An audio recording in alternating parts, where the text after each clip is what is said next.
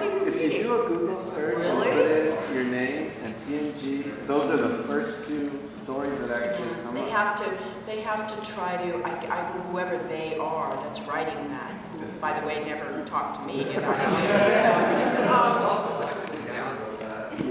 yeah, it's like somebody came to me at my table just now and go, I'm so glad you're here. I'm so glad you're here because there was rumors you weren't coming.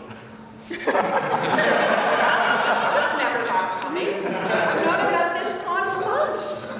Like back in November, or October. So I said, okay. Absolutely no truth to any of that. Because, number one, that's not who I am. I would never walk off in a rage on any set in my life. That's totally unprofessional and not who I am. I guess if I saw someone, torturing an animal or, but then I wouldn't walk off in a rage, I'd call the cops, or something. So, but This from TrekMovie.com. oh, wait. Yeah. I looked it up too. Where's the ability here? That's a really nice little story that people can kind of, put in a box and make sense of. What they can't make sense of is that, somebody would choose to leave a show if it wasn't fulfilling them. That's, and I'm not trying to, pat myself on the back because I don't recommend anybody doing that, by the way, because, work is work, and you had, I walked away from a 6-year, what turned into 7, but a 6-year solid contract. But again, don't become an actor for the money.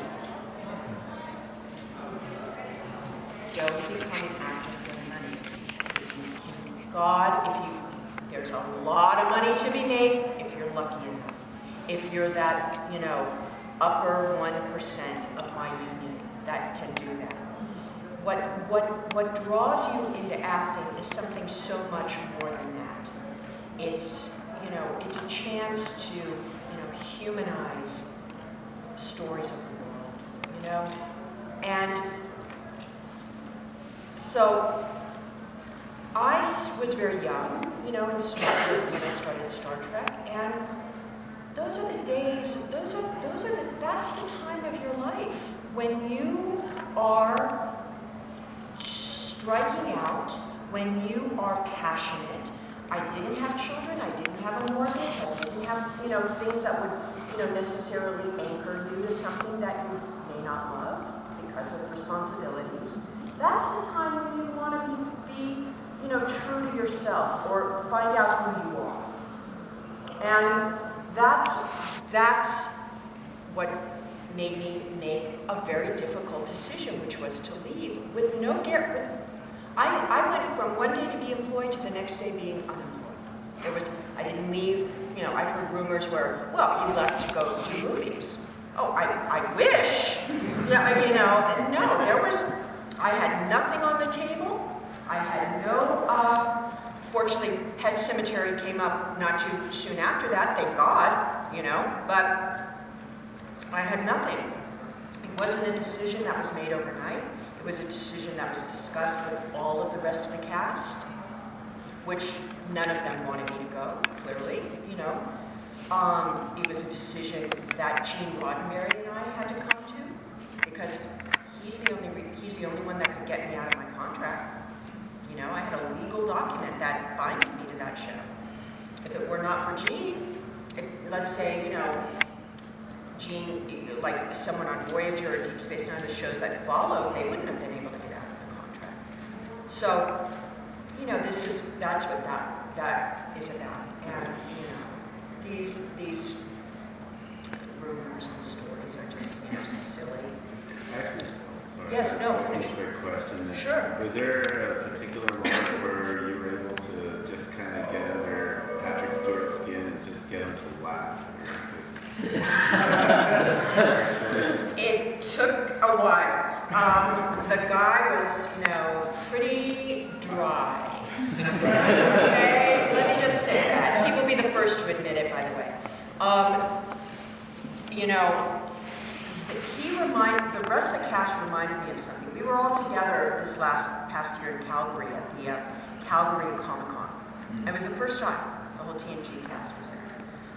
And, you know, we were sitting around, all of us, at, you know, one evening, and I had forgotten that I had done this. But we were shooting, it was early on, and I guess the director, and I don't know which director it was, they remember, but I don't remember. The director was very angry and felt out of control. He couldn't control the set. The set was Brent is crazy, and Jonathan is more crazy. And they are ridiculously funny and make everything silly. And it becomes the Brent Spiner show, you know, on the set. You know, we're suddenly, there's no Star Trek, we're at the Brent Spiner show. And he was, and wonderfully so, because you're, God, hours are long, and you're there, and you don't even get to change your clothes. Like other shows, at least you get to wear something else. You know, you're in the same thing on the same set, hour after hour after hour. So, you know, it becomes silly. Well, the director didn't like that. You know, and when it comes time to shoot, and everyone's, you know, and the scene says action, everybody's right there. Professional delivers. But in between takes, everybody's, you know, singing and dancing and telling jokes and different ridiculous. So, I guess the producers came down to the set and assembled us all in Patrick's little, you know, bedroom area, and said, "Listen, you guys, you got to get a hold of yourselves. Enough of this. You know, it's ridiculous." And I guess, and then something happened. I said, "Well, wait a minute. Come on." I guess I spoke out and said, "Listen, there's nothing to worry about. We're just burning off steam. We're just being silly in between takes." And Patrick said, "No, Denise, that's wrong. There's nowhere in our contract that says we're here to have fun."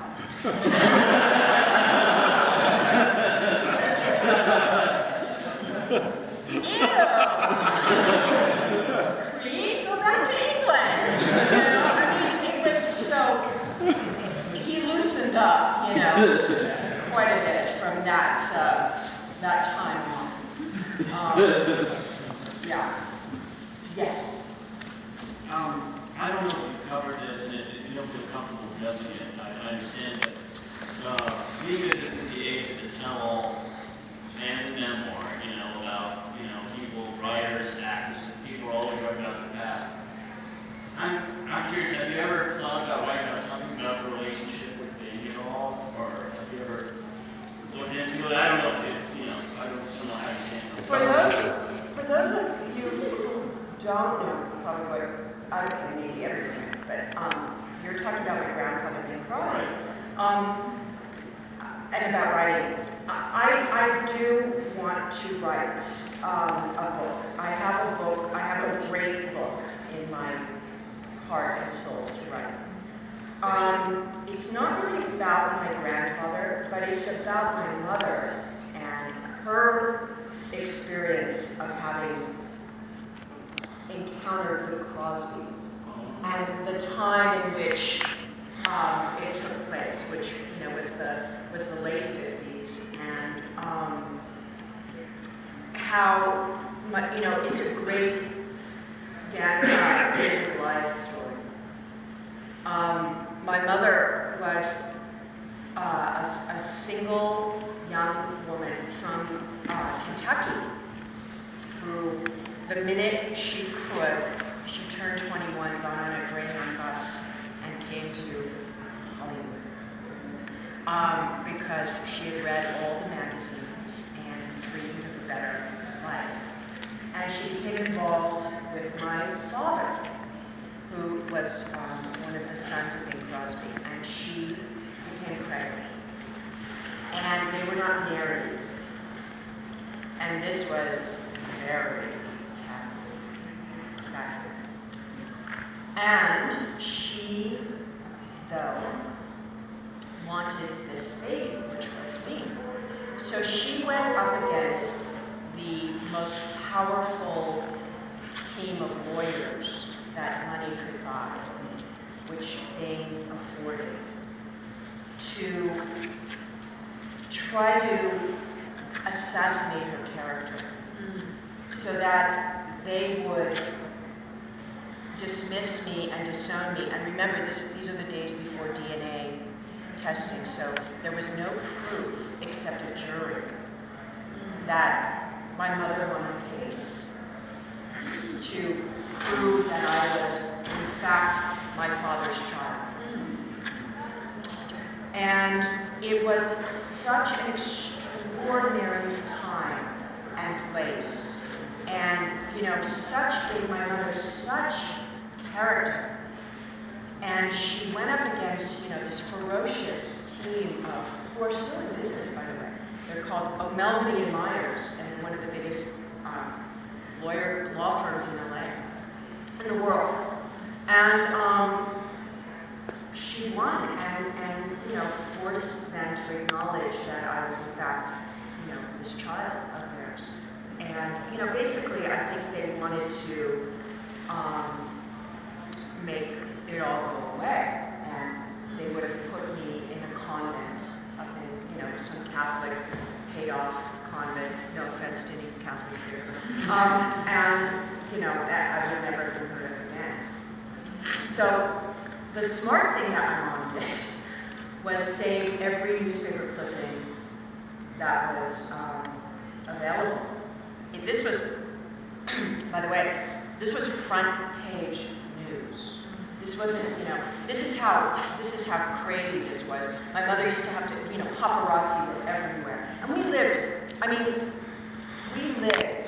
my mother and I lived in a one-room studio.